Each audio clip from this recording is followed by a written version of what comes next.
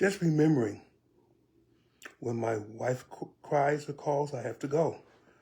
So whatever I'm doing, it has to stop. So hopefully I saw that she was okay. Her caregiver is there. But we'll see what happens. We'll see what takes place.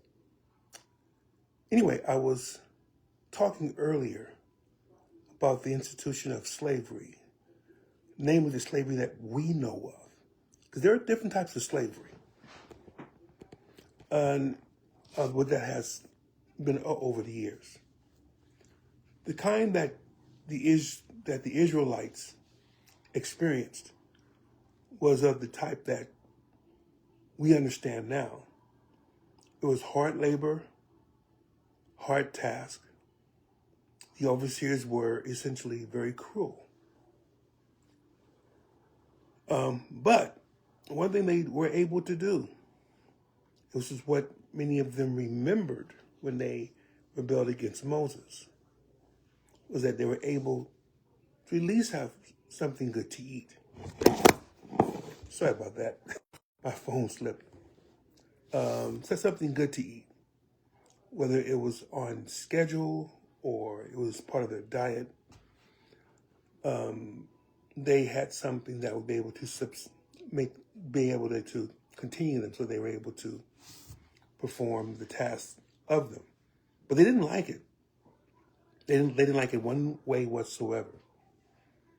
And so their cry came up to God, and God sent Moses. And God was with Moses and his brother Aaron to bring them out with a mighty hand. So we know that slavery is not necessarily something that is desired by most people. But there are some pastors here in the United States. There are some. I'm not going to name names just because I don't want anyone calling them or do anything of that particular nature. But there are some that express the opinion that they feel that slavery was not only condoned in the Bible, but it was also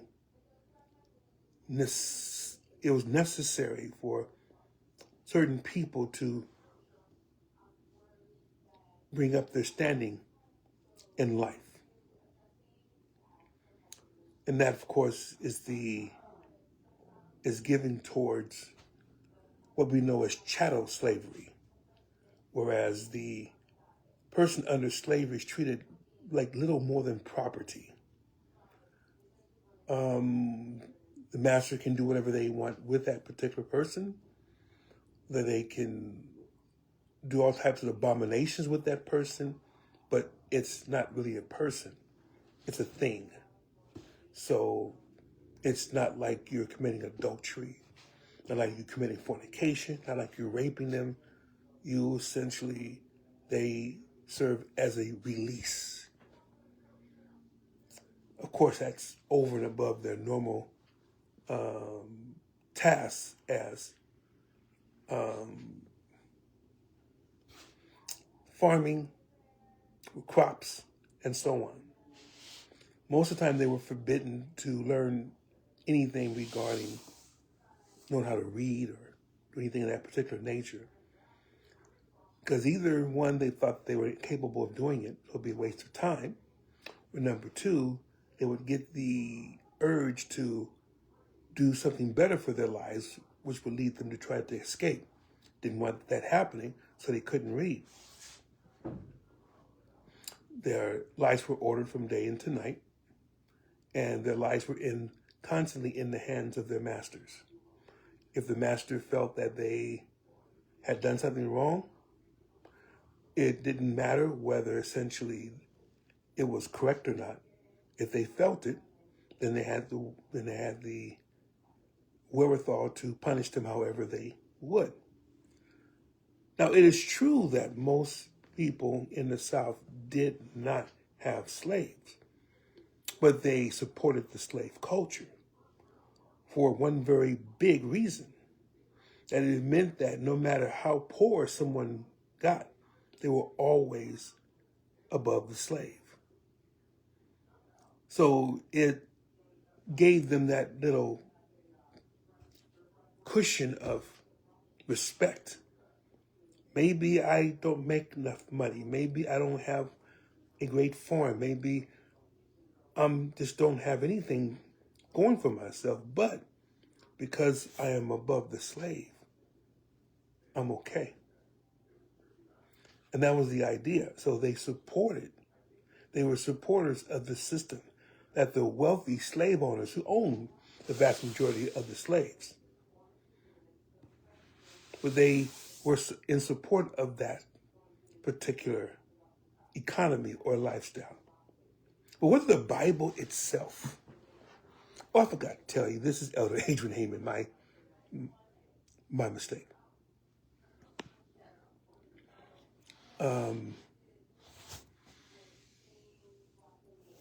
Is it in the Bible? Yes. That institution is there. You can't deny it. No one should even try to. It's there. As I said, the Israelites were freed from that particular, I don't want to call it occupation, but I'm calling it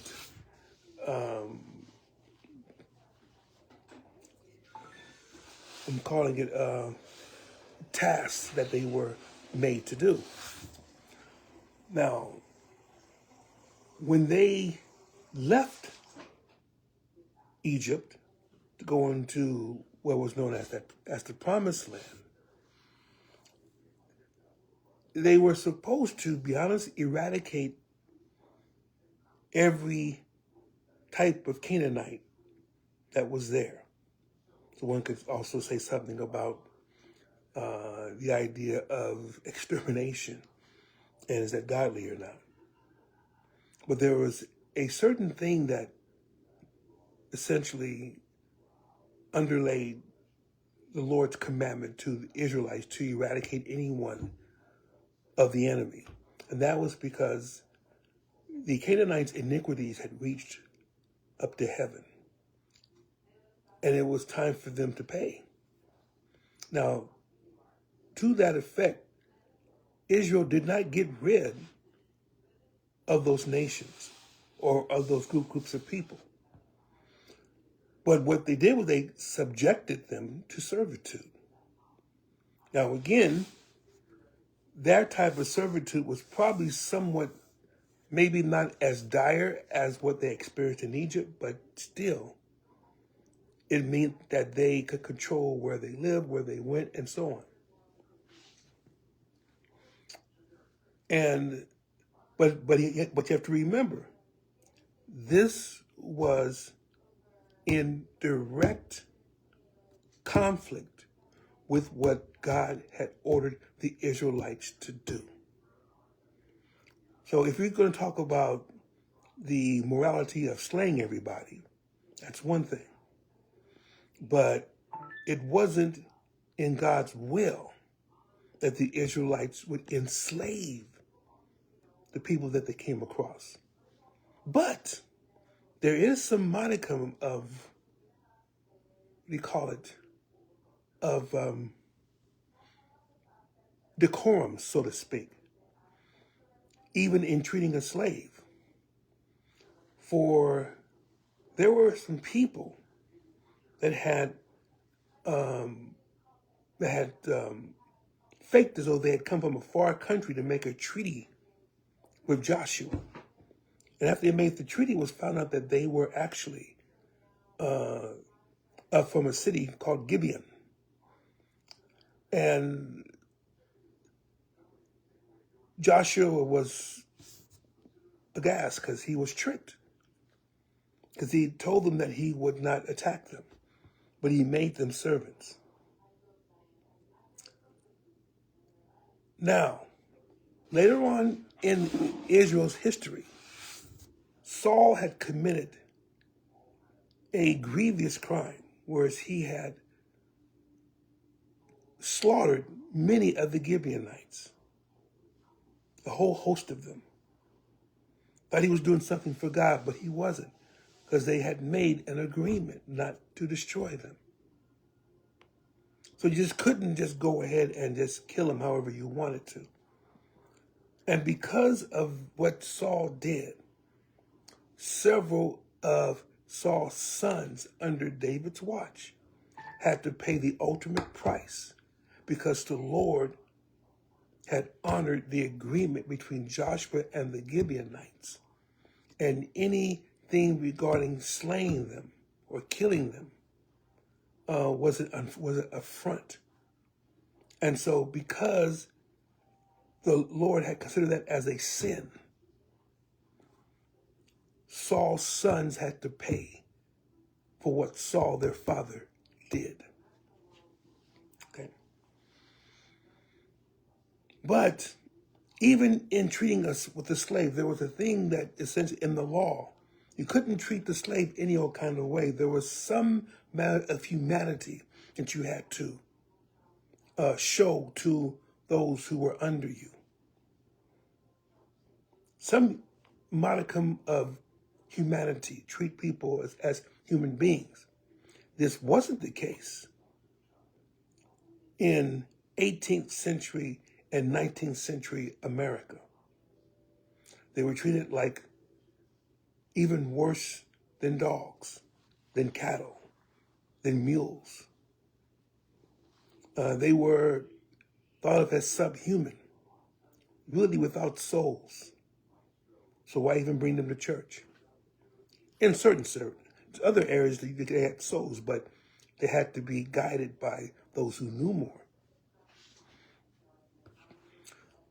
But that's all Old Testament.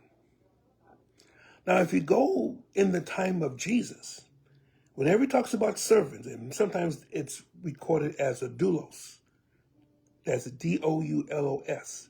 That's a Greek term for what's known as a slave. So servants we think about as their house servants, they do, but these were slaves. But these slaves, if you read the parables of Christ, they were actually responsible for a lot of things. Think about the slaves that were given money to go and invest them. Would you think at any time that a slave in 18th and 19th century America would be given money to invest for their master? They would say they wouldn't know how to do it. And the slaves essentially, or servants, they were treated with at least a minimal amount of respect. And in some cases, they were given a lot of freedom to do what they needed to do in the guise or in the under the command of their master. And Jesus never did say that slavery was wrong per se, but he showed how much leeway slaves had. Now, on the other hand, Paul, in 2 instances, did speak about how to treat slaves. In one instance, he told servants to obey your masters. But it says masters to be fair with your slaves, to be fair with them, to treat them like human beings, to treat them as though they had a soul. Because in much of the Roman Empire, those who were converted to Christ actually were slaves. People don't realize it, but they were. But they had the freedom to go around, to move abroad, because they know that essentially they will always come back because they were treated with respect. Now, they weren't free to do whatever they wanted to do because, of course, they were owned, but they could do a lot of things that the chattel slaves of the 18th and 19th century America didn't have. And then there's one book, not read very much, but it seems it's always skipped. That is the book of Philemon. Philemon was a person who had a slave, and that slave ran away and ended up coming across Paul's path. Paul talked to the slave became saved, filled with the Holy Spirit. And Paul, instead of letting the slave go, sent the slave back to Philemon, but with a message. And the message was not to treat this Philemon's slave, not to beat him, not to punish him, not to whip him, not to do anything of that stuff, but to treat him as a brother. Now that boosts everything up some more, because essentially the slave was essentially supposed to be like part of the family, not part of the cattle, not part of the pigs, but part of the family. So he was to embrace. I believe the name of the slave was Onesimus. I believe that was the name of the slave. But if not, forgive me. But the slave that went back to Philemon, Paul told Philemon to treat his slave as his brother, which essentially would completely wipe out the chattel slavery that took place in 18th and 19th century America, and what some people today are trying to propagate.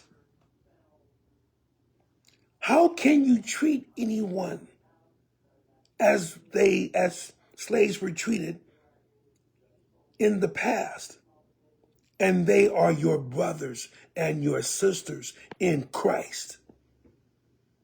It becomes virtually impossible to have that same system that was going on before the Civil War. It would be virtually impossible for that to happen. And what it says that everybody of every color, every culture, if they come to Christ, they're to be treated as a brother or a sister, not as property.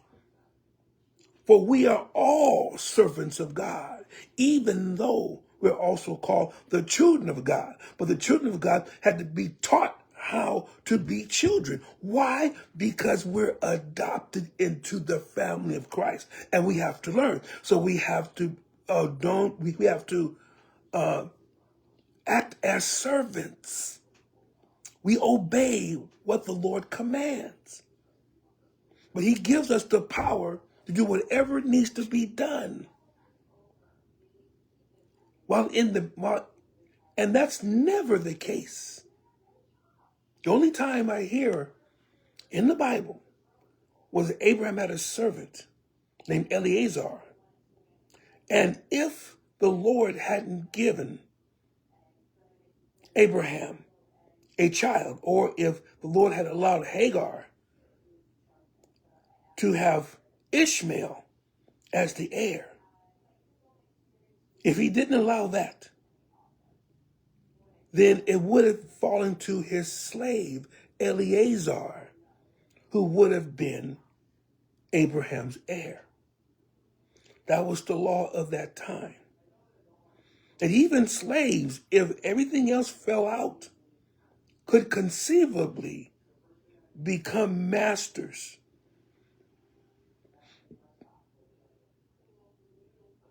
of their own group. But I want you to think about the modern day preacher who says that slavery helped those that were dragged from Africa. Because you see the present conditions of the African nations, and people think they still stay in mud huts for the most part. No, most of them stay in cities. Many of them drive. Many of them participate in various activities that you would recognize here in the United States. The vision or the idea of saving the inhabitants of Africa, bringing to the United States to make them better than what they would have been, you absolutely don't know.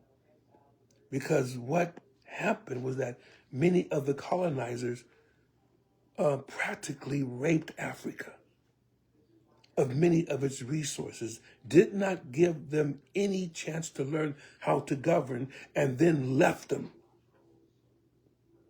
When revolutions began to take place, but country after country, colony after colony fell. So it's going to take some time for them to learn. And many of them have learned. However, for those of you who still feel that slavery of others is the way to go, I have to say this to you. The Lord rebuke you. The Lord rebuke you and your thoughts. The Lord rebuke your comings and your goings, that you would want to enslave someone else who is eventually your brother or your sister. And because they speak differently or have a different skin tone or different features on their face, that essentially is no excuse to enslave anyone. Because none of you, if you go and enslave someone, is going to treat them like your brother or your sister. So think about what you're going to say. Think about how you would treat them. And I don't mean keep them in shacks. I don't mean have them sleep on the dirt floor. I mean have them come into the house and sleep in a room and be treated like your brother or your sister. Because it doesn't just mean lip service. It means doing it. And in that sense, yes, Christianity does speak against chattel slavery. May God bless you in Jesus' name.